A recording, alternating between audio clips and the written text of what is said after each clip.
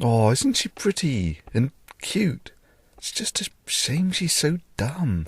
Oh, now, Thunderfoot, how can you besmirch a pretty young thing like that? Justify yourself, man. Well, okay.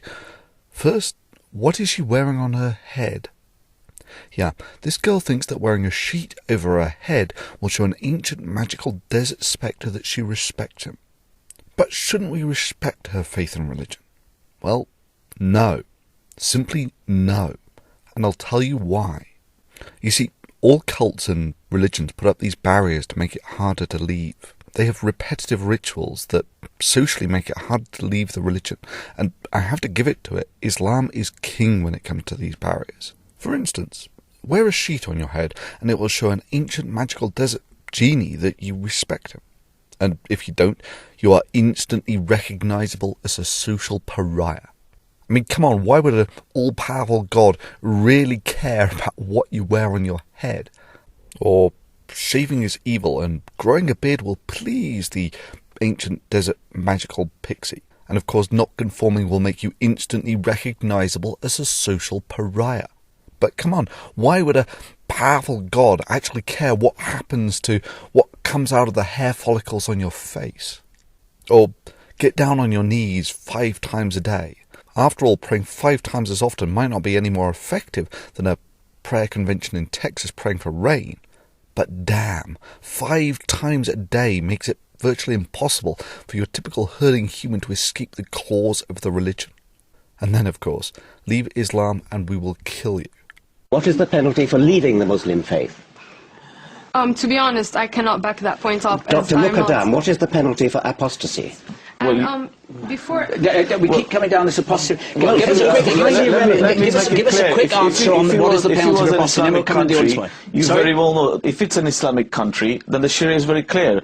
Apostasy is dealt with the death penalty. Thank you, that's all I want to hear. You know, like that guy in Iran at the moment who is purportedly born a Muslim. So now that he's grown up and says that he's a Christian, this obviously means that under Islamic law, as practiced in an Islamic country, that he should be executed. It's all designed to create social conformity to the religion and to make it harder to leave. So no, I have no respect, none whatsoever, for a woman who embraces the very tools of her social thraldom, no matter how well it's accessorized. To me, putting a sheet over your head to appease some desert spectre commands exactly as much respect as putting a box of ramen noodles down your jockstrap to show the flying spaghetti monster how much you love him. But that's not the only reason this Islamic makeup girl is dumb. She abused the Digital Millennium Copyright Act. She filed DMCAs for her own purposes when Pothole54 had the temerity to draw attention to her scientific illiteracy that she decided to vocally parade on YouTube. Sorry, girl, but that's a big no-no. You choose to inject your scientific illiteracy into this forum. But first and foremost, I'm a scientist with a first-class honours degree in human biology from a top British university. Yes, I believe that the first human being, our ancestor Adam, peace be upon him, was created by God in heaven.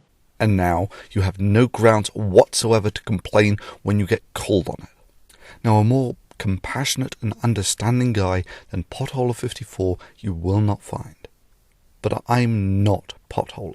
Indeed, for me, this free and open forum thing is one of those black and white, never compromise type issues. Never compromise. Not even in the face of Armageddon. That's always been the difference between us, Daniel. You see, when you filed those DMCAs, you claimed under penalty of perjury, a criminal offence, that you owned the copyright. And when the counter notices were filed and you did not sue, you de facto lost. Indeed, you can be sued for doing it. Further, it also puts you on pretty shaky ground for maintaining a YouTube account, as you claimed that you were making the claim in good faith, and that your account would be terminated if it wasn't. Now, I've got a pretty dim view of commercial makeup bimbos, Islamic or not, who elect to abuse a legal instrument designed for the physical protection of copyright because their skin, albeit very heavily chemically treated skin, isn't thick enough to take the mildest of criticisms from the most mild-mannered folks like Potholer54. Further, I have to say that your excuses for abusing the DMCA are risible. Indeed, you might as well have been parroting word for word PCS. And this is how he ended up. This is an apology from myself to Thunderfoot and other YouTube users. I confirm that the contents of this apology are true and accurate. My username on YouTube is VenomFangX. As many of you may know, there has been a dispute between Thunderfoot and myself over the past few weeks. We have resolved that dispute, and as part of the resolution, I am here to express my regret for the misuse of the Digital Millennium Copyright Act to serve takedown notices in relation to a number of Thunderfoot's videos on YouTube. Now, if you and your staff had just admitted that you got it wrong and that you'd abused the DMCA out of naivety, I could have let this one slide and we could have chalked it up to Allah giving you bad advice because he wasn't up to speed on modern copyright law or something. But that's not what happened. You acted like you'd done nothing wrong. And that's bull. And it sets a lousy precedent. And that's why I'm making this video. So you can file a DMCA against this video in bad faith if you want. And when you lose the counter notice, we will see if YouTube makes good on its promise to terminate the accounts of those who persistently abuse the legal instrument of the DMCA.